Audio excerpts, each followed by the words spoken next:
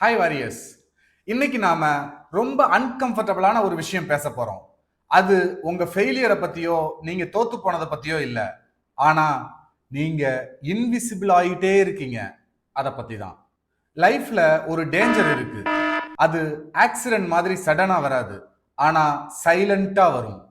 அதை பத்தின வார்னிங் யாருமே கொடுக்க மாட்டாங்க. ஆனா நிச்சயமா நீங்க இந்த மாதிரியான விஷயங்களை செஞ்சீங்கன்னா கண்டிப்பா அது உங்க லைஃப்ல வரும். யாருமே அலர்ட் பண்ணாத அந்த விஷயம் என்னன்னா, நீங்க இருந்தாலும் இல்லாத மாதிரியே உங்களை நடத்துவாங்க. அதுதாங்க, people don't fail loudly, they move away silently. Warriors, government ஹாஸ்பிட்டல்ல வெயிட்டிங் ஏரியாவில் டாக்டர் பார்க்கறதுக்காக வெயிட் பண்ணிட்டு இருக்க பேஷண்ட்ஸ் எல்லாம் பார்த்துருக்கிறீங்களா? எல்லாரும் இருப்பாங்க. நர்ஸ் லவுடா ஒரு ஒரு பேரா கூப்பிடுவாங்க, நீங்க வாங்க நீங்க வாங்க அப்படின்னு. ஒருவேளை நீங்க அந்த குரூப்ல இருக்கிறீங்க அப்படின்னாக்க, நர்ஸோட லவுட் வாய்ஸ் உங்களுக்கு கேட்கவே இல்லைன்னா, உங்களுக்குள்ள எவ்வளவு வலியோட எவ்வளவு உடல் பலவீனத்தோட நீங்க அங்க இருந்தீங்கனாலுமே, அந்த குரல் உங்க பேரை கூப்பிடவே இல்லை கடைசி வரைக்கும் அப்படின்னாக்க என்ன அர்த்தம்? நீங்க அவங்க லிஸ்ட்ல விசிபிளா இல்லைன்னு தானே அர்த்தம். அதே போல நீங்க ஒரு ரேஷன் கடை கியூல நிக்கிறீங்க. கியூல நிக்கிறப்ப வர்றவங்க எல்லாரும் எக்ஸ்கியூஸ் மீ அப்படின்னு கேட்ட உடனே நீங்க அவங்களுக்கு இடம் கொடுக்குறீங்க. இப்படி நீங்க அடுத்தவங்களுக்கு இடம் கொடுக்கறதுனால, நீங்க சைலண்டா இருக்கிறதுனால நீங்க ரொம்ப நல்லவங்கன்னு சொல்லுவாங்க. ஆனா உங்களுக்கான குரல் நீங்க எழுப்பல அப்படின்னாக்க, நீங்க ஏமாளியாக கடைசி வரைக்கும் அந்த கியூவோட கடைசியில நின்றுகிட்டே தாங்க இருக்கணும். அதனால நீங்க சைலண்டா இருக்கீங்க அப்படின்னாக்க நல்லவங்கன்னு மட்டும் இல்லைங்க, ஏமாளியாக கூட இருக்கலாம். நீங்க எந்த அளவுக்கு சத்தமா இருக்கிறீங்களோ, உங்களோட பிரசன்ஸை மற்றவங்களுக்கு தெரியப்படுத்துறீங்களோ, அந்த அளவுக்கு தாங்க லைஃப்ல உங்களோட வளர்ச்சி இருக்கும். வாரியர்ஸ், நீங்க சைல்ட்ஹுட்ல அம்மா அப்பா சொல்ற பேச்சை கேட்டு ரொம்ப சைலண்டா இருந்த சைல்டா, குட் சைல்டுன்னு பேர் வாங்குனீங்களா?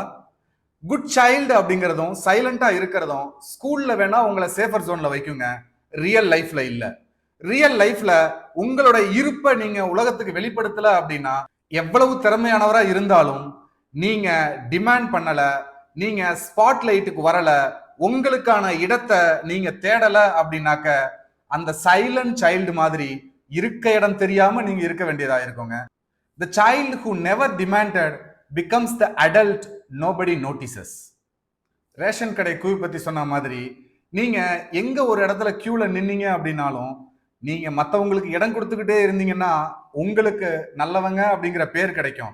பட் நல்லவங்கிற பேரை வச்சு உங்களுக்கு ஃபர்ஸ்ட் சர்வீஸ் கிடைக்குமா? அழுகிற குழந்தைக்கு தான் பால் கிடைக்கும்னு சொல்லுவாங்க இல்லைங்களா? அது போல உங்களுக்கு என்ன வேணும் அப்படிங்கிறத நீங்க சத்தமா கேட்டா மட்டும்தாங்க இந்த உலகம் உங்களுக்கு அதை கொடுக்கும். லைஃபும் ஒரு லாங் கியூ போலதான். சைலண்டா இருந்தாக்க நம்மளைய நல்லவங்கன்னு சொல்லுவாங்க அப்படிங்கிறது இல்லைங்க. சைலன்ஸா இருக்கிறதுக்கு பேரு டிக்னிட்டி டிலேய்டு. ஸோ உங்களுக்கான ரெஸ்பெக்ட் வேணும் அப்படின்னாக்க அதை நீங்க தான் டிமாண்ட் பண்ணணும். நம்ம மிடில் கிளாஸ்ல அடிக்கடி எல்லாரும் சொல்ற ஒரு மந்திரம் என்ன தெரியுமா? Work in silence, let your success be the noise. இப்ப நீங்க சைலண்டா ஒர்க் பண்ணிட்டு இருக்கீங்க அப்படின்னாக்க, சக்சஸ் வர்ற வரைக்கும் உங்களுக்கான இருப்பே உங்களுக்கு தெரியல அப்படின்னா, நீங்க சக்சஸ்ஃபுல்லா இருக்கிறீங்க அப்படிங்கிறது எப்படிங்க இந்த உலகத்துக்கு தெரியும்? அதனால இந்த மிடில் கிளாஸ் மந்திரமான ஒர்க் இன் சைலன்ஸை தூக்கி போடுங்க. Work louder.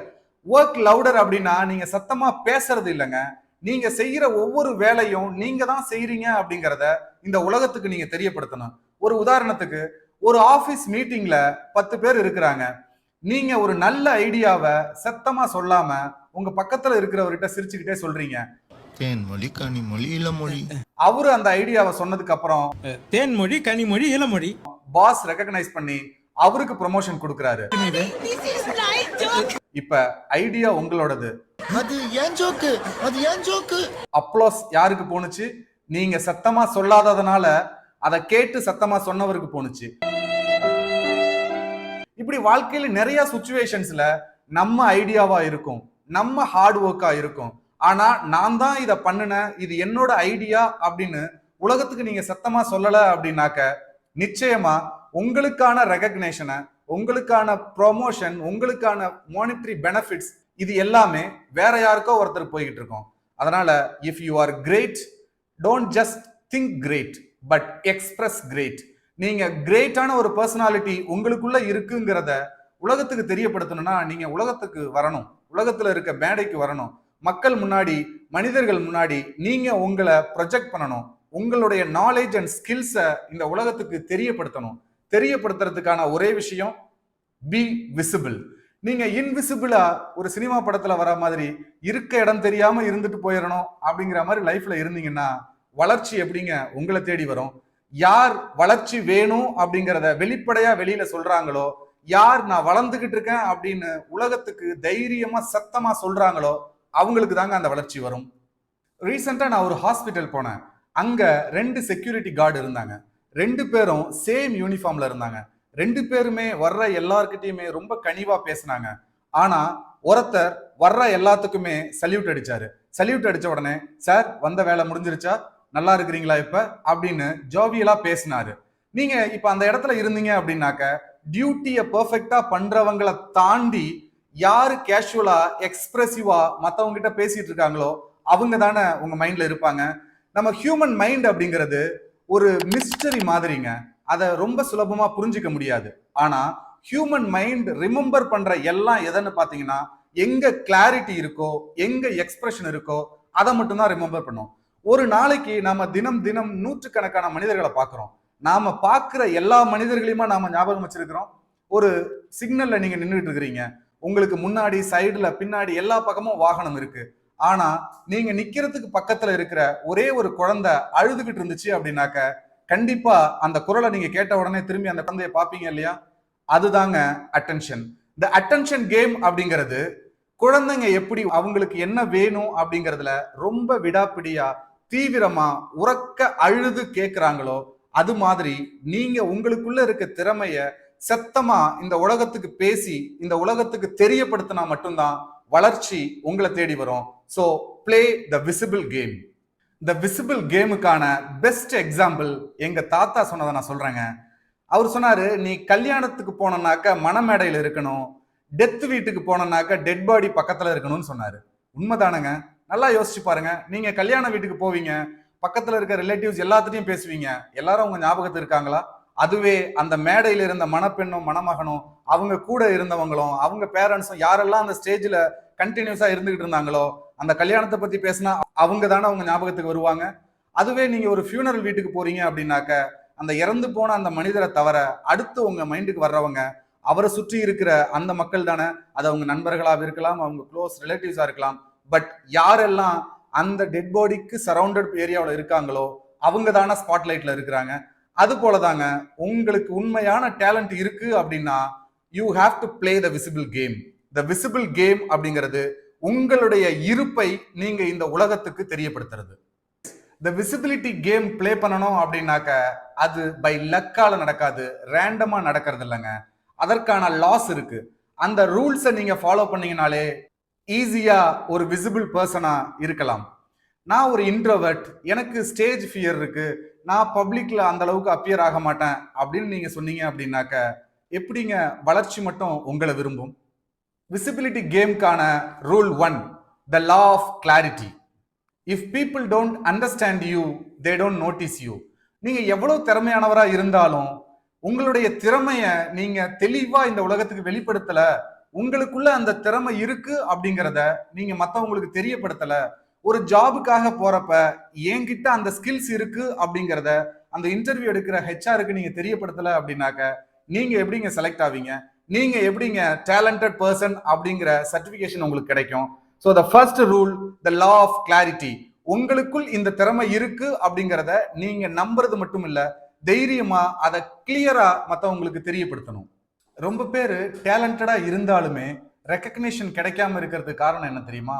அவங்க சொல்லுவாங்க, நான் ரொம்ப டேலண்டட், நான் என்ன வேணாலும் பண்ணுவேன், நான் எல்லா சூழ்நிலையிலும் சக்சஸ்ஃபுல்லா வருவேன், நான் எவ்வளவு பிரச்சனையா இருந்தாலும் அதை அட்ஜஸ்ட் பண்ணிடுவேன் அப்படின்னு சொல்லுவாங்க. ஆனா உலகம் கேட்கும், தெளிவா சொல்லுங்க, நீங்க என்னதாங்க பண்ணுவீங்க அப்படின்னு. இப்ப உங்களுக்கு அந்த கிளாரிட்டி இல்ல, நீங்க எக்ஸாக்டா நான் இதை இப்படி செய்வேன் அப்படின்னு உங்களுக்கான கிளாரிட்டியா நீங்க அதை எக்ஸ்பிரஸ் பண்ணல அப்படின்னாக்க இந்த உலகத்துல உங்களுக்கான இருப்பை நீங்க வெளிப்படுத்த முடியாதுங்க. ஒரு உதாரணத்துக்கு, இப்ப நீங்க பஸ் ஸ்டாண்ட் போறீங்க, சென்னை போகணும் அப்படின்னு நினைக்கிறீங்க, திருச்சி பஸ் ஸ்டாண்ட்ல நிக்கிறீங்க, நிறைய சென்னை பஸ்ஸஸ் இருக்கும். எந்த கண்டக்டர் உங்ககிட்ட சென்னை பஸ்ன்னு சொல்றாங்களோ அந்த பஸ்ல நீங்க போய் ஏறுவீங்களா? இல்லங்க பஸ் ரெடி ஆயிருச்சு அப்படின்னு சொல்றவங்கள நீங்க சூஸ் பண்ணுவீங்களா? நிச்சயமா ஊர் பேரை தெளிவா சொல்றவங்கள தான் நாம சூஸ் பண்ணுவோம். ஏன்னா அவங்க கிட்ட கிளாரிட்டி இருக்கு. வாரியர்ஸ், த விசிபிலிட்டி ரீசெட்டோட செகண்ட் ரூல் என்னன்னாக்க த லா ஆஃப் கன்சிஸ்டன்சி. நீங்க ஒரு நாள் மட்டும் சத்தமா எனக்கு இந்த திறமை இருக்கு, நான் இதை செய்வேன் அப்படின்னு சொன்னா போதாதுங்க.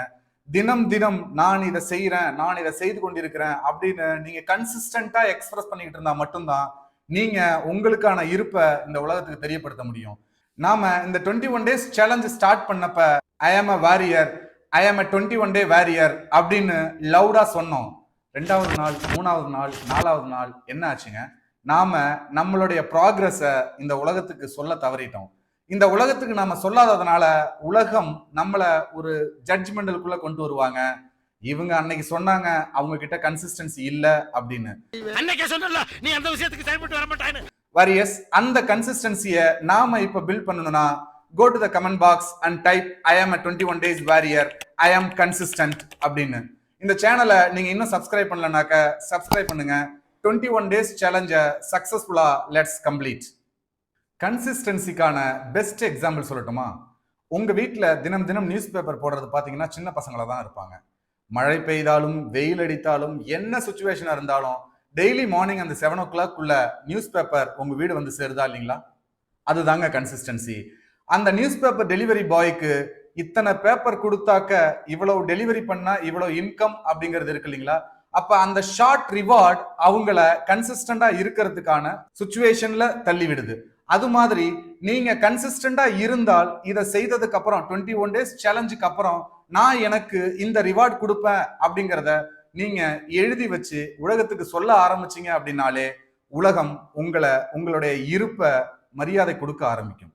Consistency creates familiarity, familiarity creates your importance and your existence.